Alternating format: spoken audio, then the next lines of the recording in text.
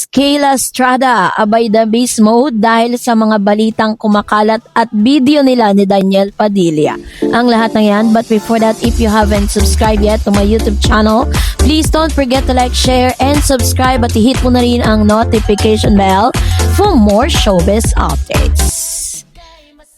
Sa huling mga araw na muling umigting ang chika at kilig ng showbiz publiko matapos muling masilayan ng aktor na si Daniel Padilla at si Kayla Estrada na magkasama sa El Nido, Palawan. Isang bakasyong nag-viral at agad na nagpasiklab ng diskusyon sa social media at sa showbiz news columns.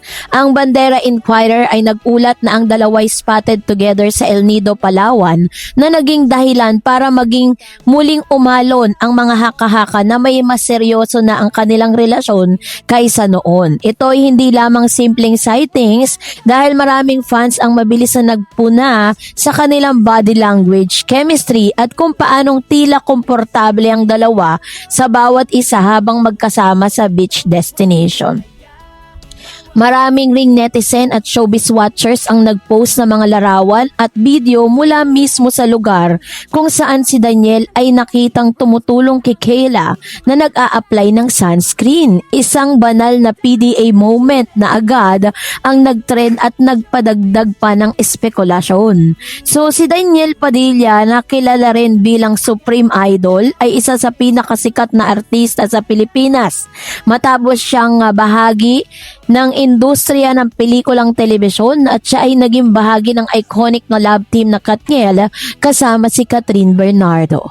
Ang tambalang Katniel ay nagtagal ng halos isang dekada bago opisyal na naghiwalay sina Daniel at Catherine noong 2023 matapos ang 11 taong relasyon. Simula noon, binigyan ni Daniel ng pahiwatig ang publiko na bukas siya sa posibilidad ng bagong kabanata ng kanyang buhay, pag-ibig at hindi niya itinatanggi na bahagi ito ng kanyang plano sa hinaharap. So dahil po mga spotted nga itong dalawang ito, meron po mga nag-circulate na mga statement itong si Miss Kayla. Just hoping we can respect private moments too. Kayla Estrada react to circulating video of her dun po sa kanilang dun po sa El Nido, Palawan, kung saan nakikita nga or meron po kasing netizen doon or bakasyonista doon po sa El Nido, Palawan, kung saan ay binidyohan yung private moments nitong si Mr. Daniel Padilla at Kayla Estrada na inutusan ni Kayla itong si Mr. Daniel na lagyan siya ng sunscreen sa likod. So dahil po dyan, yan po ngayon ay nagba-viral. Marami syempreng kinikilig, syempre public sightings yan eh. So talagang marami pong mga fans na talaga namang natutuwa at kinikilig sa kanila pong moments na yan, pero hindi si Kayla Estrada. Sabi, according to Miss Kayla, dapat daw ay igalang ng mga netizen. Nagpapasalamat daw siya, grateful siya sa pagmamahal na ibinibigay sa kanila ng mga publiko, pero sana raw ay bigyan daw ng respeto yung kanilang bakasyon. Bigyan ng respeto yung kanila pong ito pong kanilang bakasyon, So, ang video at larawan mula sa El Nido na kumalat online ay nagpapakitang dalawa na magkasama sa beach resort na tila mas komportable at relax sa isa't isa, bagay na agad na pinansin ng mga netizen. Sa isang viral clip, makikita si Daniel na tumutulong na mag-apply ng sunscreen kay Kayla habang masayang nakikipag-usapan at nag-e-enjoy sa magandang tanawin ng baybayin.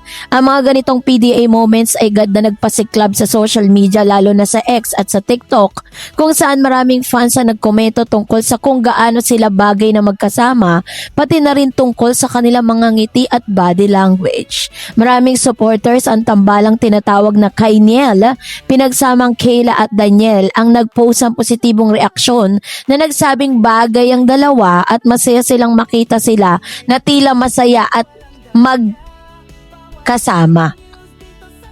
May iba naman nagsabi na kahit maganda ang chemistry, dapat igalang ang kanilang privacy at hindi basta-basta husgahan ang relasyong habang hindi pa sila mismo ang nag-a-announce.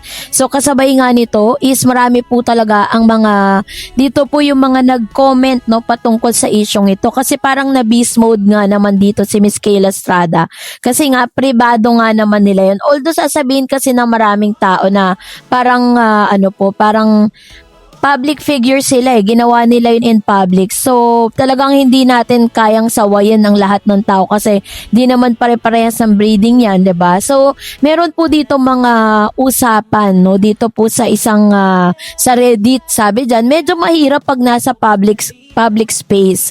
Alam mo naman ang mga Pinoy, pag sinita or hindi pinayagan, magpipicture mabilis, sabihin na suplada or pangit ang ugali, which is true ha.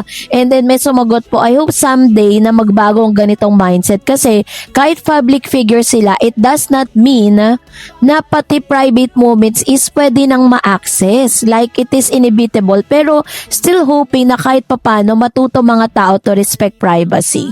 Sabing gano'n, ano? Sumagot naman yung isa, in time may die down din yan. Bago pa lang kasi gusto ng mga taong scoop.